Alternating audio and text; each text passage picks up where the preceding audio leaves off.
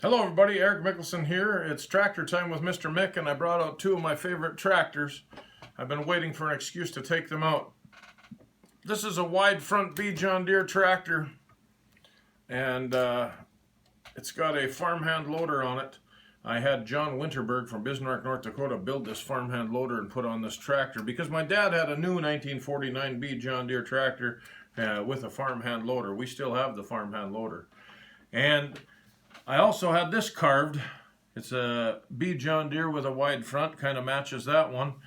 This was carved by Dwayne Cutterbud. It's a beautiful job of carving and woodwork. I got it from him at the Freedom Festival in Goodrich, Minnesota. So these are a couple of my favorite tractors representing the 49B that belonged to my dad. And the reason that it's so special today, there's a book you're going to listen to, whether you like it or not. And it's a book written by Eric Mickelson. And it's about my dad, who grew up in St. Paul and Grand Forks, but then they moved to the farm. So the title of my book is Little Mick Moves to the Country. And on the cover is a picture of my dad riding a bicycle. I believe the picture was taken in St. Paul, Minnesota, before they had moved to the farm. Little Mick moves to the country.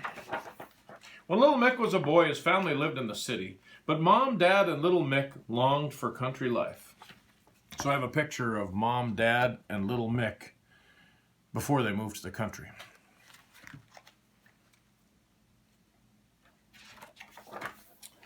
One day they made a deal on a nice little 160-acre farm near Leonard, Minnesota. What a fine day it would be when they could move to the farm. They had Sam and Duke, the workhorses, and 20 milk cows. Mom even had some chickens. With the farm, they also got an old red tractor with steel wheels on the back and rubber wheels on the front. And I included a picture of my grandpa with two horses. Now, those two horses are not Sam and Duke that they had, but two other horses they had named Jerry and Rex.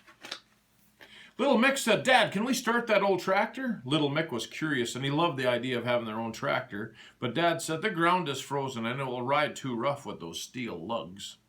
It was an old F-20 Farmall with steel wheels. Little Mick was disappointed, but the family was busy milking cows, cleaning the barn, and hauling cream to Pinewood, and with all the other chores they had to do. So since they milk cows, I found a picture. This is number 18, Special. She was a dairy cow in our barn in the 1970s, so I put a picture of Special in there. Winter passed and spring was getting near. Little Mick's dad said, "Well, we are moving." Little Mick said sadly, "We're not moving back to the city, are we?" "No," said his dad, "we're moving down the road to the sheep ranch by Clearbrook, Minnesota." So next it was time to move the cattle. Dad hooked a rack full of loose hay to the horses. Sam and Duke headed down the road, and the cows followed the load of hay, mostly. But luckily behind them was Little Mick on his black saddle horse named King. King and Little Mick's job was to keep the cows on the road. So I included a picture of Little Mick and his dad and a horse. But this is a picture of Little Mick and King, the saddle horse that we're talking about.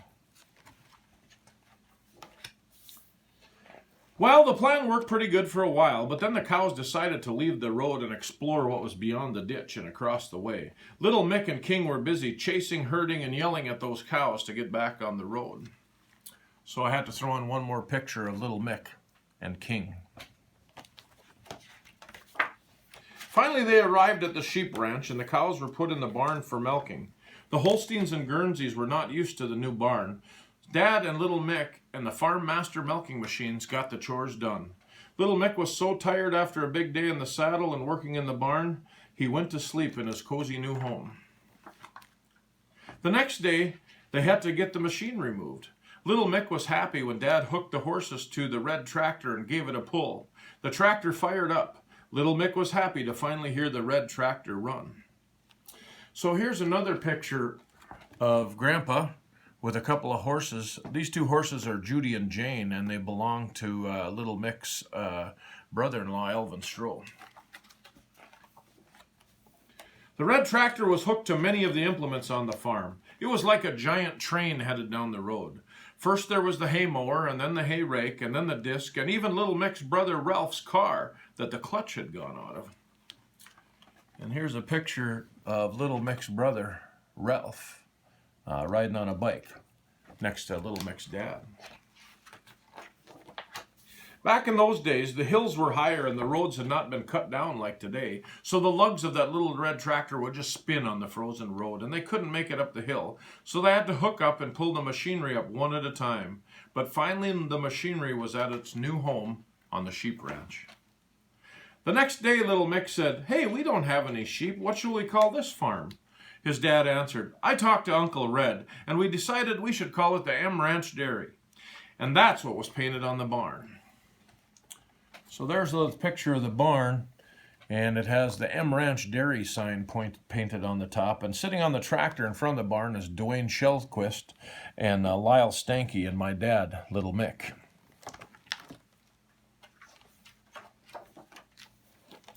Everyone was happy in their new home, and Little Mick was especially happy to be living in the country on the M Ranch Dairy. And this is another picture taken on the M Ranch Dairy. That's Little Mick and his dad and his mom, my grandma and grandpa. And in the background's a 1925 D John Deere with a spoke flywheel. So this was actually taken at the M Ranch Dairy. This book is dedicated to my grandson, Archer James Mickelson, and my dad, Winton Mickey Mickelson. There's one more picture of Little Mick. The end. Little Mick moves to the country.